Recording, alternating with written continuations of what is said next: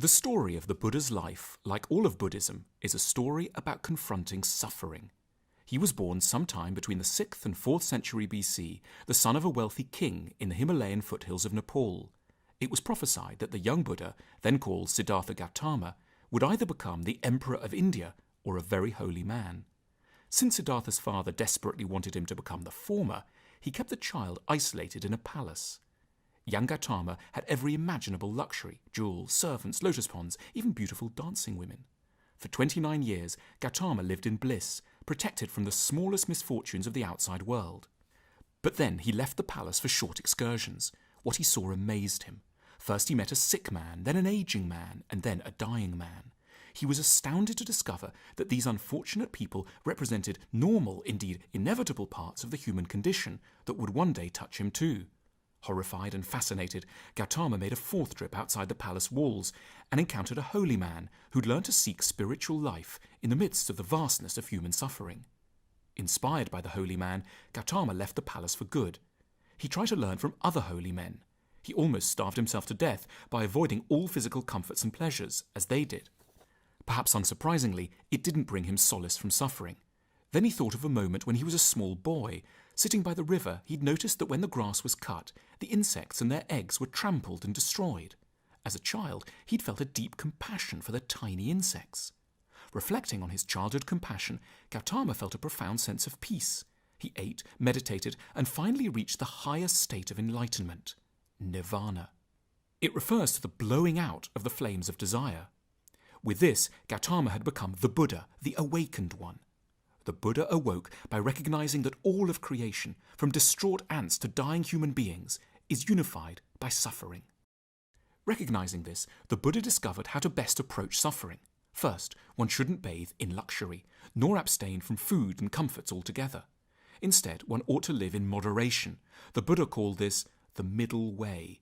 This allows for maximal concentration on cultivating compassion for others and seeking enlightenment. Next, the Buddha described a path to transcending suffering called the Four Noble Truths.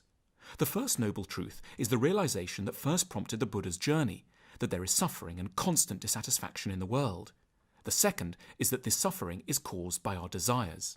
As the Buddha said, attachment is the root of all suffering. The third truth is that we can transcend suffering by removing or managing these desires. The Buddha thus made the remarkable claim that we must change our outlook, not our circumstances. We are unhappy not because we don't have enough money, love, or status, but because we're greedy, vain, and insecure. By reorienting our minds, we can grow to be content. With the correct behavior and what we now term a mindful attitude, we can also become better people.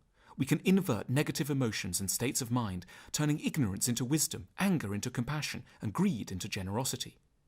The fourth and final noble truth the Buddha uncovered is that we can learn to move beyond suffering through what he termed the Noble Eightfold Path. The Eightfold Path involves a series of aspects of behaving right and wisely: right view, right intention, right speech, right action, right livelihood, right effort, right mindfulness, and right concentration. What strikes the Western observer is the notion that wisdom is a habit, not merely an intellectual realization. One must exercise one's nobler impulses on a regular basis, as one would train a limb. The moment of understanding is only one part of becoming a better person. After his death, the Buddha's followers collected his sutras, sermons or sayings, into scripture, and developed texts to guide followers in meditation, ethics, and mindful living. The monasteries that had developed during the Buddha's lifetime grew and multiplied throughout China and East Asia. For a time, Buddhism was particularly uncommon in India itself, and only a few quiet groups of yellow-clad monks and nuns roamed the countryside, meditating quietly in nature. But then, in the 3rd century BC, an Indian king named Ashoka grew troubled by the wars he had fought and converted to Buddhism. He sent monks and nuns far and wide to spread the practice. Buddhist spiritual traditions spread across Asia and eventually throughout the world. Buddha's followers divided into two main schools: Theravada Buddhism, which colonized Southeast Asia, and Mahayana Buddhism, which took hold in China and Northeast Asia. Today, there are between 0.5 and 1.5 billion Buddhists in both East and West, following the Buddha's teachings and seeking a more enlightened and compassionate state of mind. Intriguingly, the Buddha's teachings are important regardless of our spiritual identification. Like the Buddha, we're all born into the world not realizing how much suffering it contains, and unable to fully comprehend that misfortune, sickness, and death will come to us too.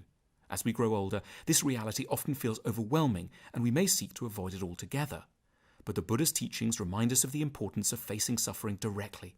We must do our best to liberate ourselves from the grip of our own desires, and recognize that suffering can be viewed as part of our common connection with others, spurring us to compassion and gentleness.